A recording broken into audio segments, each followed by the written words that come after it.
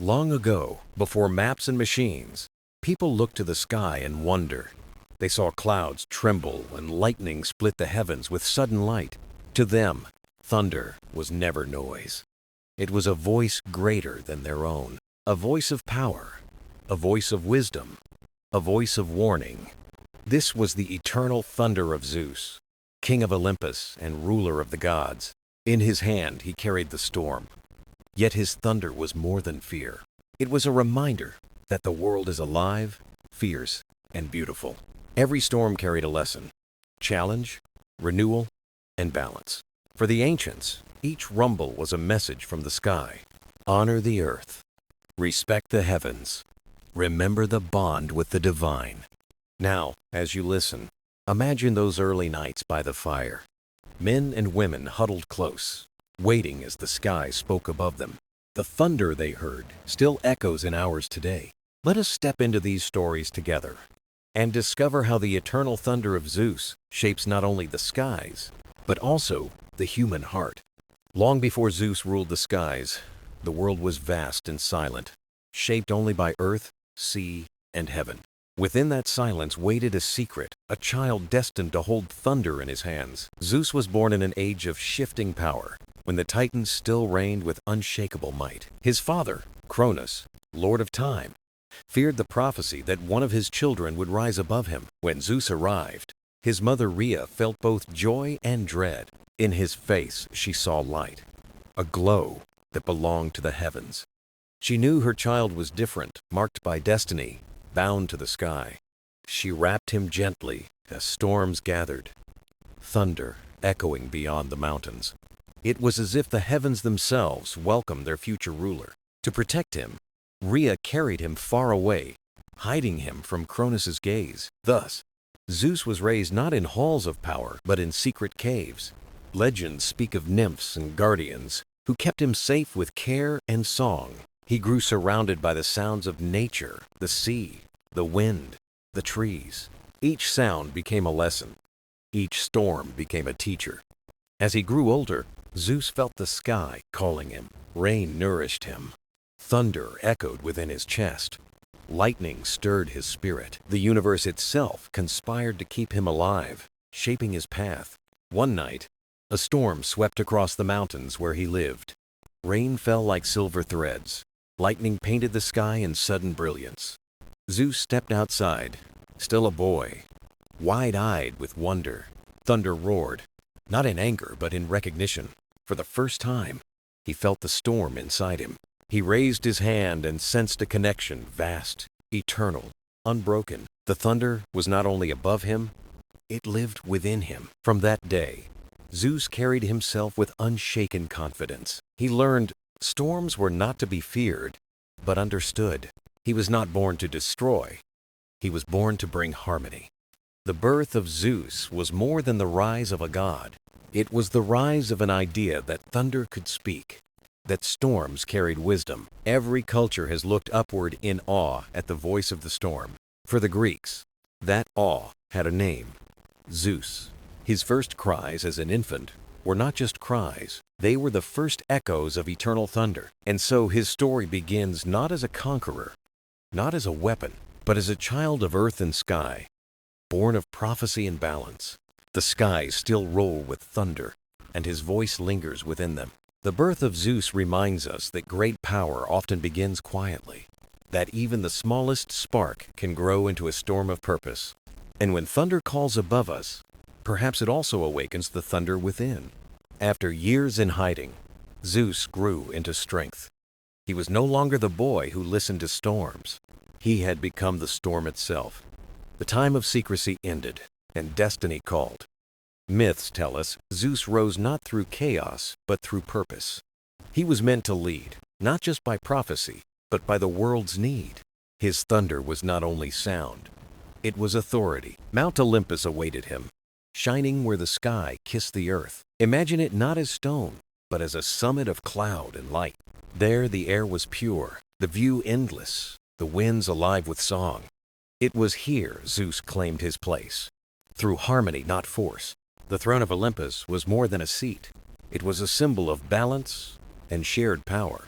Other gods gathered around him, each with gifts and passions. Hera, proud and wise, ruled beside him. Poseidon guarded the seas with restless strength. Hestia kept the hearth alive. Demeter tended the fertile earth. Together they brought balance. With Zeus as the sky's center, mortals looked upward and felt awe. They saw clouds gather above Olympus and felt the gods were near. To them, Zeus was not distant. His thunder was the sound of care and justice. Farmers, shepherds, and sailors paused at storms. They whispered, "The gods remember us." From his throne, Zeus became guardian of fairness. His thunder carried meaning, honesty, truth, respect. It reminded mortals that arrogance must not go unanswered. Yet his throne was never about fear. It was about guidance, harmony, and listening. Zeus allowed other gods their voices. He knew storms held both lightning and rain. Legends say his throne shone with eternal fire. Some saw it as crystal cloud, others as golden light. But what mattered was not the form. It was the meeting point of mortal hopes and divine strength. From that summit, thunder rolled across valleys and seas. It whispered to distant lands, "Life must stay in harmony. Justice must endure even when storms rage." The throne of Olympus was unity, not domination. It showed that leaders are strongest when they listen. Zeus did not reign by silencing storms. He reigned by guiding them into a symphony.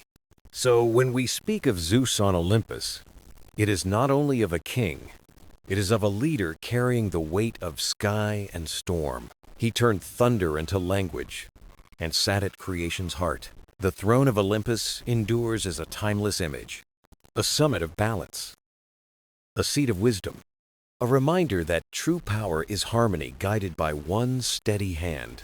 When people hear thunder, they often shrink away. It is sudden, loud, overwhelming. It rattles windows, shakes the ground, and stirs unease. Yet to the ancients, thunder was not only fear, it was a language, a voice beyond words, shaped by Zeus, Lord of the skies. His thunder was never random. It carried meaning, a message in every roll of sound. To some, it was a warning. To others, reassurance. But always, it reminded them the heavens were alive. Imagine a quiet night in an ancient village. The fire burns low. Families gather in silence. Suddenly, the sky trembles. Thunder drifts across the horizon. No one speaks. They listen, believing Zeus has answered. Perhaps he confirms a prayer. Perhaps he cautions a choice. Or perhaps he reminds them that nothing escapes the heavens. This was the language of thunder, not spoken in sentences, but in echoes. Not written in ink, but in light and sound. Zeus's thunder was the sound of justice. When oaths were broken, thunder followed, not to harm, but to awaken. It urged mortals to return to truth. Thunder became the voice of conscience, louder than doubt, impossible to ignore. But thunder could also guide. Travelers prayed for signs. A distant rumble ahead felt like encouragement, a blessing to move forward with courage. To farmers, thunder meant hope. After droughts, it promised rain. They looked upward with gratitude. "The sky has spoken," they whispered. When the rain arrived, they believed thunder had kept its word. Poets saw thunder as a mirror of the soul. Just as the sky holds storms, the heart holds emotion, anger, passion, inspiration, all rumble within us. Thunder was Zeus's voice, but also their own. One tale tells of a young shepherd. He feared storms and hid when thunder roared. An elder placed a hand on his shoulder. "Listen closer," the elder said. "The thunder does not harm you. It teaches you. It tells you storms end and skies clear. What you hear is not destruction, it is wisdom." From then on, the shepherd listened, not hid. He learned to hear strength within the storm. The language of thunder was not about perfection. It was about presence.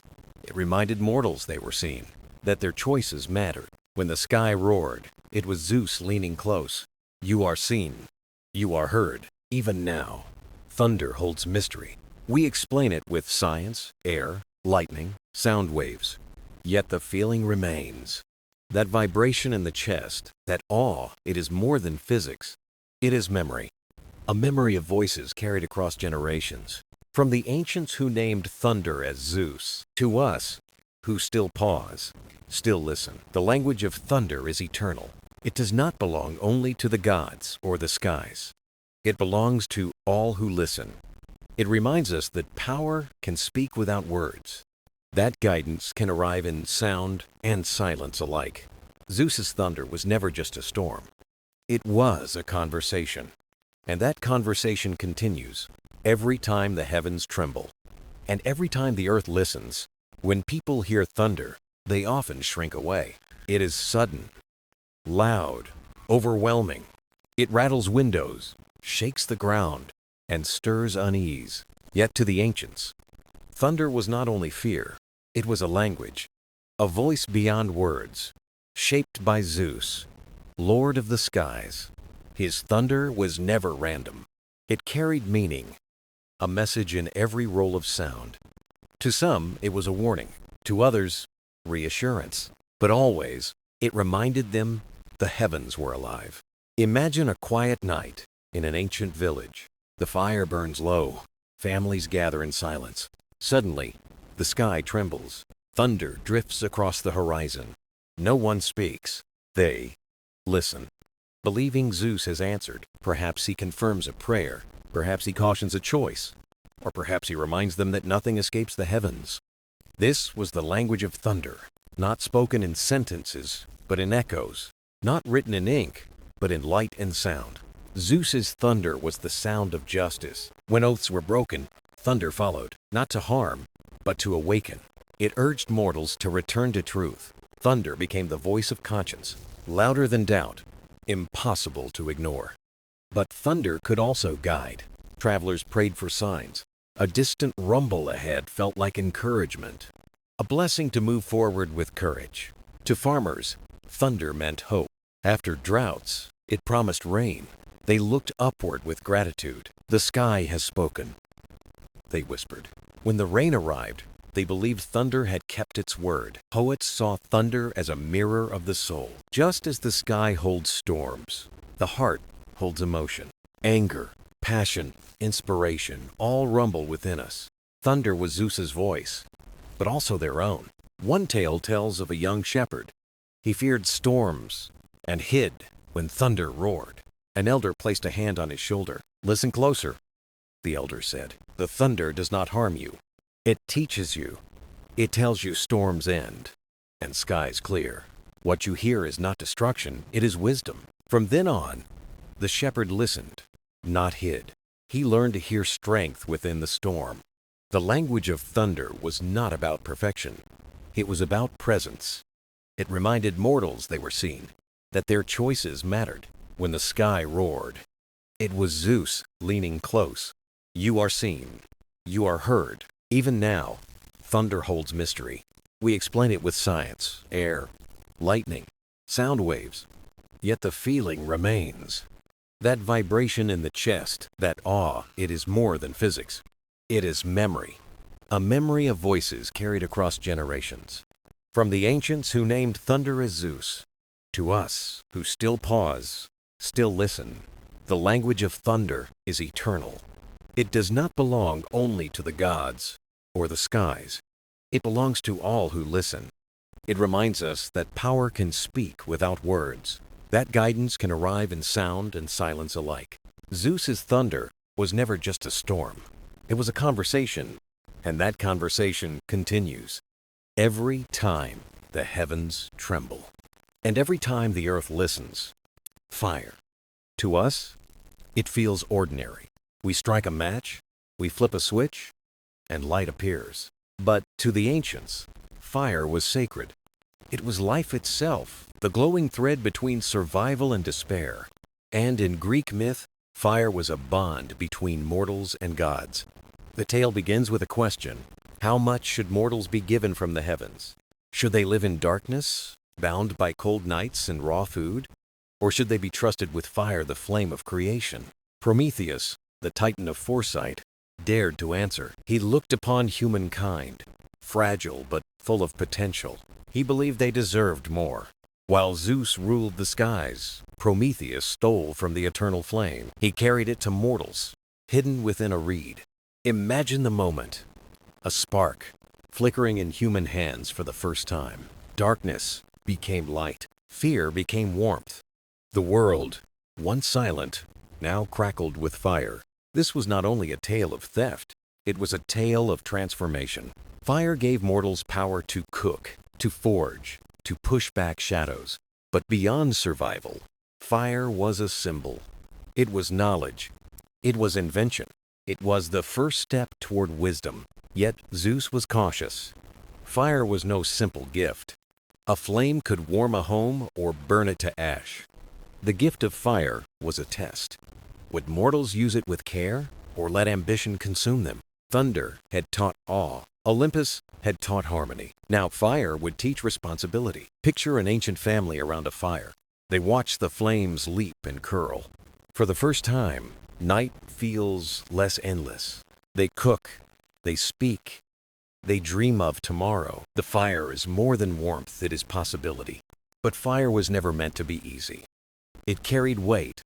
It was like the soul, bright, unpredictable, demanding respect. When fire burned steady, life flourished.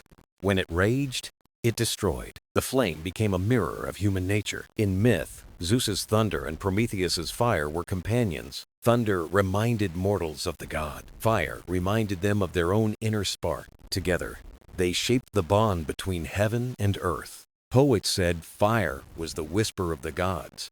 Every flame was a reminder that the divine was near.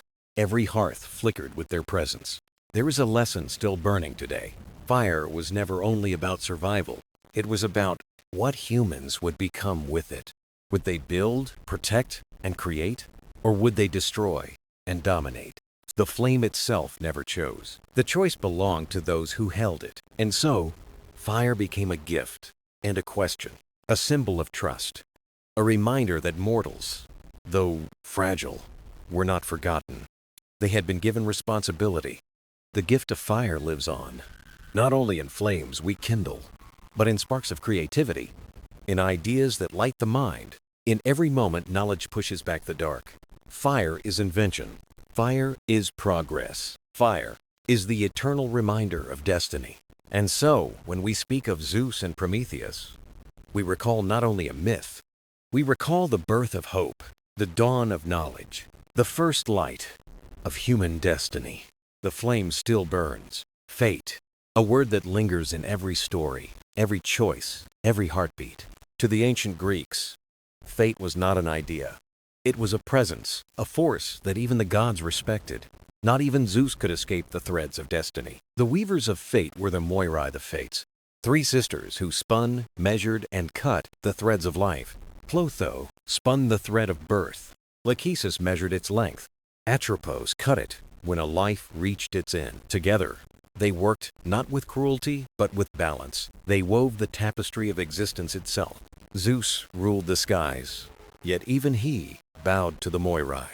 Their weaving was older than Olympus, older than the Titans, older even than time as mortals knew it.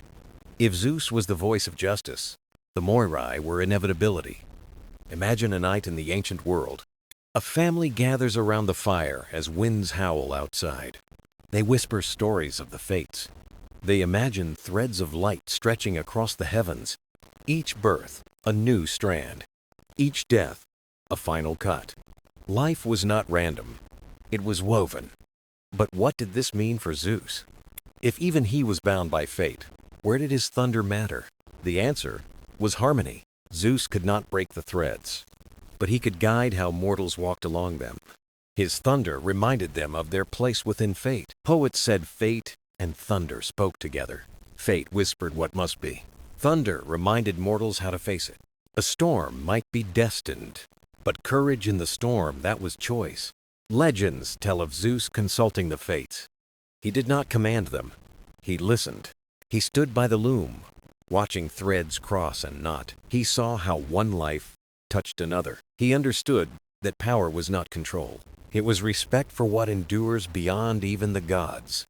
One story tells of a young woman who prayed for a long life. When thunder rolled, she feared her thread was short. But in dreams, the Moirai appeared. They showed her thread woven into many others. Short, perhaps, but shining brightly. It touched countless lives. When she woke, she no longer feared. She understood value was not in length, but in connection. This is the lesson of fate. It is not about how much time. It is about what we do within it. Thunder echoed as Zeus's reminder. Walk your thread with dignity, no matter its length. Fate was never meant to feel like a cage. The Moirai did not weave to trap. They wove to connect. Every thread mattered because it touched others. The great tapestry was endless. Each life a pattern, each choice a color. Zeus's thunder and the fates' weaving created balance. Fate set the path. Thunder gave it voice. Fate set the boundary. Thunder gave it meaning. Mortals were not powerless. Their choices and virtues added beauty to their thread. Even today, fate lingers.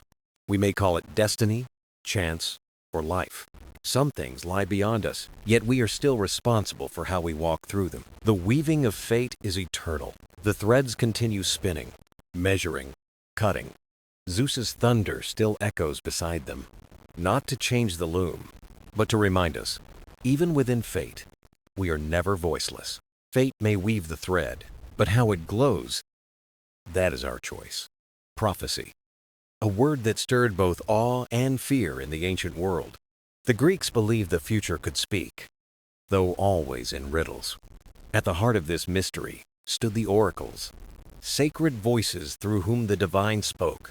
Most famous was the Oracle of Delphi, devoted to Apollo. But even Apollo's temple was touched by Zeus's will. Prophecy was not a map but a whisper, not a command but a hint cloaked in mystery. Zeus's thunder framed prophecy like punctuation in a sacred text. It made mortals listen, not just with ears but with souls. The whisper of prophecy was rarely clear. It spoke in puzzles, layered meanings, visions wrapped in fog. A king might hear of victory, only to find it hollow. A traveler might hear of danger, only to discover it within. The future was never given plainly. It demanded reflection, humility, wisdom. Zeus did not write every detail of destiny, but he allowed prophecy to guide mortals toward choices that revealed who they truly were. Imagine standing at Delphi, the air heavy with incense. The priestess trembles, her voice rising like smoke. Her words carry both warning and promise. Mortals lean closer, seeking certainty. But certainty is never what prophecy offers. Instead, it offers perspective. A reminder that the road ahead is shaped not just by fate, but by the choices mortals make upon it. Zeus's thunder was the seal on prophecy's whisper. It turned riddles into urgency. It made mortals pause before acting, not to frighten, but to awaken. One tale tells of a young sailor who asked the oracle his fate. He was told he would cross a great sea and find treasure. He imagined gold and riches, but the treasure he found was a new homeland, a place where his people thrived for generations. The whisper of prophecy had not lied. It had guided him, but not in the way he expected. This is the gift and challenge of prophecy. It reveals possibilities, not certainties. It reminds mortals that life is not about knowing everything, but about walking with trust, even through uncertainty. Zeus's thunder echoed as if to say, listen well. Do not take prophecy as chains, but as light. It does not bind. It illuminates. In every whisper, mortals heard not only the future, they heard themselves. Their hopes, fears, and questions mirrored back to them. And that was the true power of prophecy. Not in predicting tomorrow, but in shaping how mortals live today. Even now, prophecy lingers in our lives. We call it intuition, foresight, or simply a feeling. It does not demand obedience. It invites reflection. And when thunder rolls across the sky, it is as though Zeus reminds us, the future is not yet written, but if you listen closely, you may hear its whisper. In the ancient world, words were more than sounds. They were binding, sealed by the gods, and by Zeus most of all. Oaths were sacred, for to break one was to disturb the order of the world. Truth was not only a human virtue, it was a divine law. Zeus stood as protector of every vow spoken under heaven. When mortals swore an oath, They lifted their hands to the sky. They called on Zeus to witness their words. To break that oath was to defy the thunder itself. For the Greeks, this was reverence, not fear. An oath tied mortal hearts to the fabric of the cosmos. Imagine a warrior promising his return to his family, a king swearing peace to his people, two friends clasping hands in trust. All of these promises were made in the shadow of Zeus. Why was oath so important? Because words create trust, and trust creates order. A broken promise was not only disappointment, it was a wound in the harmony of the world. Zeus's thunder was not only punishment, it was a reminder of consequence. A vow carried weight, shaping the future. The storm echoed its seriousness. Poets spoke of the river Styx, where even the gods swore. To lie upon the Styx was to invite eternal silence. Even Zeus was bound when he swore by the river. Mortals pledged with solemnity, knowing the gods listened. Their society rested not only on armies or walls, but on trust, born of oaths, carried by thunder. One story tells of a farmer who borrowed grain. He swore to repay his neighbor after harvest. Temptation came, but a storm rose over the fields. Lightning flashed, and he remembered his oath. He carried the grain back, knowing Zeus had heard. Another tale tells of a ruler who promised fairness. Years passed, and he strayed from his vow. But thunder cracked over his palace, shaking its stones. The people saw it as Zeus's voice. The king returned to justice, humbled by the storm. These stories were not about fear. They were about guidance. Thunder was not a threat. It was a teacher. It reminded mortals that honor, once kept, was eternal. Zeus, as keeper of oaths, revealed a truth. That power itself must be bound by honesty. To rule without truth was collapse. To live without promises was shadow. But to honor one's word was to live in harmony with thunder. Even today, oaths remain in our lives. We vow to love, to protect, to serve. We sign contracts, speak vows, make commitments. Each carries the same weight the ancients once felt. When thunder rolls, perhaps it carries the same message. Promises matter. Words shape lives. To speak with intent is to weave trust into the world. The bonds of oath are eternal. Zeus's thunder still echoes, not as warning alone, but as a call to truth. Every word is a thread.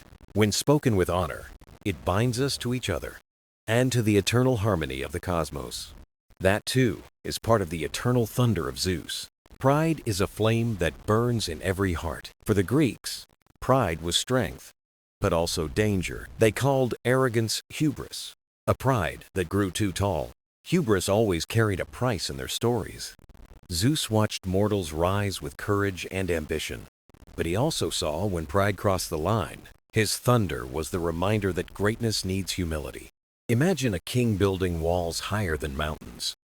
He claimed no storm could touch him, or a hero boasting his strength surpassed the gods. In the silence, thunder rolled across the sky. One tale tells of Salmoneus, a man who imitated Zeus. He dragged bronze to mimic thunder's roar. He threw torches, pretending they were lightning. But thunder reminded all that the sacred cannot be stolen. Another story tells of Queen Niobe, proud of her many children. She compared herself to Leto, mother of Apollo and Artemis. Her pride was her undoing, her lesson told for ages. These myths were not about cruelty or shame. They were guides for mortals walking the path of pride. Pride itself was not evil. It could inspire courage, fuel ambition, spark creation. But when pride blinded the heart, it became hubris. Zeus's thunder was not the enemy of pride. It was its guide, a voice of balance. Like lightning, pride could dazzle and uplift. But unchecked, it burned and destroyed. A farmer might be proud of his harvest. In that pride, he shared food with his village. Another hoarded it, claiming he alone deserved it. Both felt pride, but only one honored balance. The Greeks saw pride as a trial for every soul. Would it warm and guide, or would it consume and blind? Zeus's thunder was the voice at the crossroads. It reminded mortals to stand tall, yet stay humble. to know their worth, but honor the worth of others. In this, thunder was not scorn, it was care. For without balance, pride led to downfall. With balance, pride became greatness. Even though pride shapes our lives, we take pride in family, work, dreams.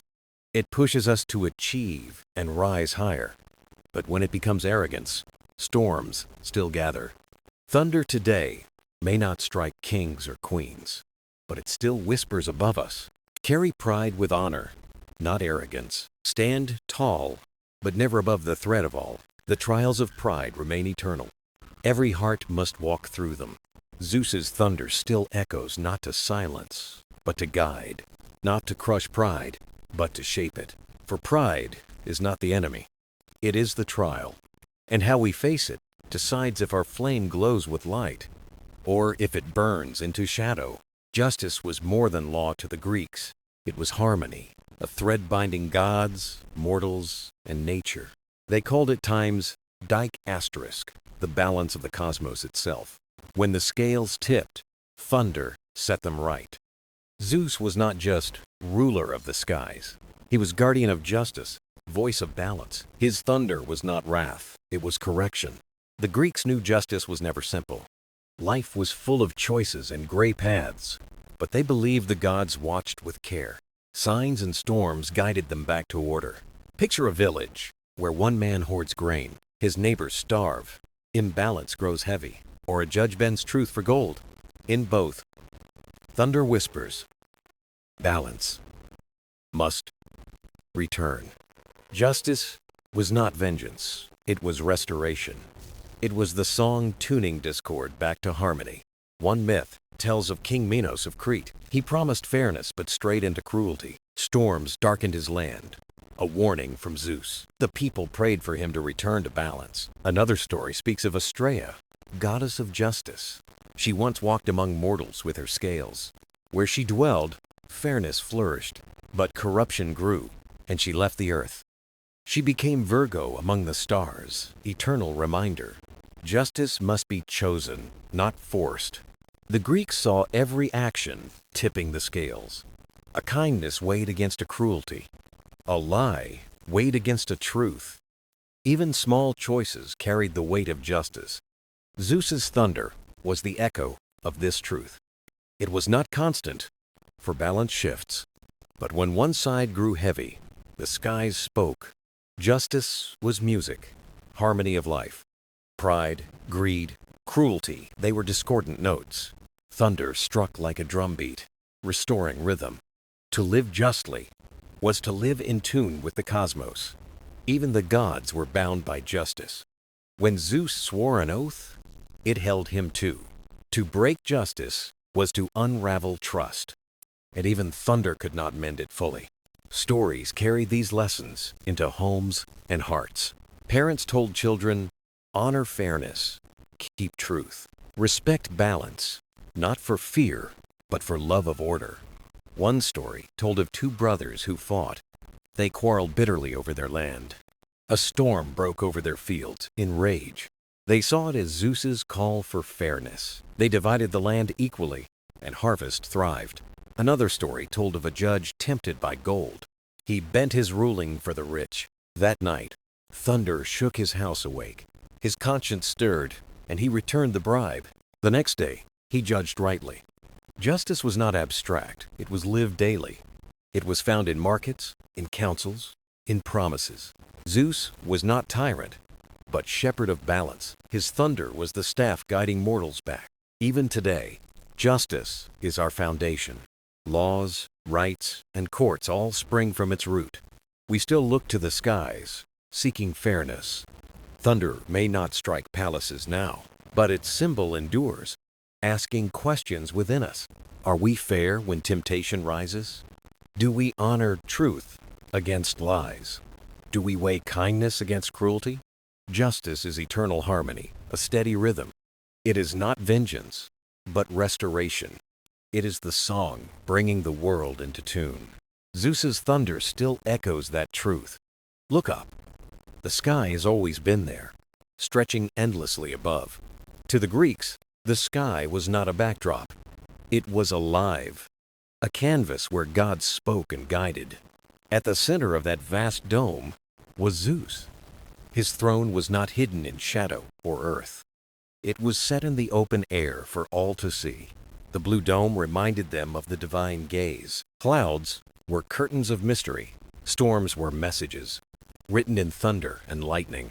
Zeus saw all, not with tyranny but with care. His watch was steady, reminding mortals they were never abandoned. A shepherd looked up while guiding his flock. He saw the sky and felt less alone. The same sky stretched over kings and farmers alike. No one lived beyond its reach. The Greeks told of omens written in the heavens. A sudden lightning flash could bless or warn. A comet streaking across night spoke of change. The sky itself was an oracle, if one listened. A general once prepared for war. On the night before battle, thunder rumbled without rain.